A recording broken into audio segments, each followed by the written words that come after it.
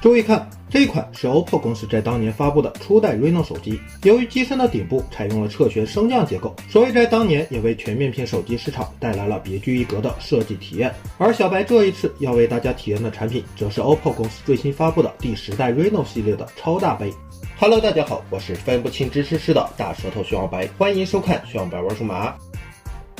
相较于上一代 Reno 9 Pro 加来说， Reno 10 Pro 加在外观方面可是发生了很大的改变。首先是它的屏幕部分，虽然还是配备了 6.7 英寸的曲面屏，但是分辨率却提升到了 1.5K 级别，从而也使得整体看上去要比上一代更显修长一些。然后就是按键的布局了，相信用过 Reno 系列手机的基友们都应该非常清楚，历代 Reno 手机的音量按键都是被布局在机身左侧的，而这一次 Reno 10 Pro 加却做出了改变，将音量按键和电源按键一起布局在了机身的右侧，而这个细节上的改变真的是出乎了小白的意料了。至于机身的背面， Reno 9 Pro 加的主打色是明日金，而 Reno 10 Pro 加的主打色则是灿烂金。将两款手机放在一起之后，可以看出很明显的区别，不论是从视觉还是触觉上的体验， Reno 10 Pro 加的表现要更为脱离玻璃的本质，看上去呢不会再有玻璃那种反光的镜面效果，而摸上去则有一种丝绸般的细腻触感。还有就是它们的后置相机模组了，相较于 Reno 9 Pro 加来说，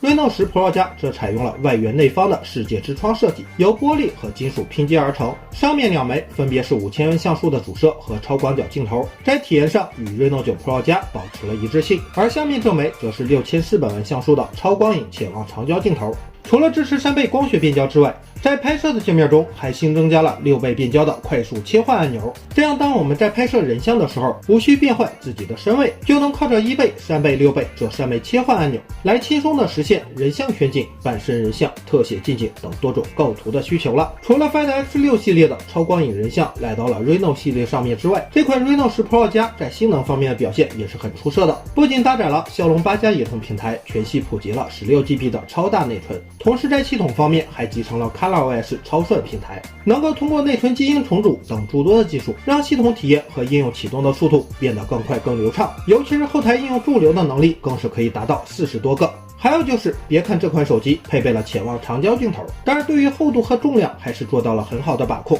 虽然从官方的数据了解到 Reno 10 Pro 加要比上一代厚重了一些，但是小白在同时体验了这两款产品之后，却很难感受到它们之间的差距，并且像什么红外遥控、立体双扬、4700毫安时大电池等等，在 Reno 10 Pro 加上面也得到了很好的延续。整体来看，这款兼具了轻薄、影像和性能的 Reno 10 Pro 加，与其说它是 Reno 系列的第10代超大杯，倒不如用小 Find X6 来形容它更为恰当。那么各位观众老爷们，本期熊白玩数码就到这里了，欢迎大家关注熊白玩数码，最后再跪求一键3连，求点赞，求关注，求评论，求收藏，最好还有硬币哦。咱们下期再见吧，拜拜。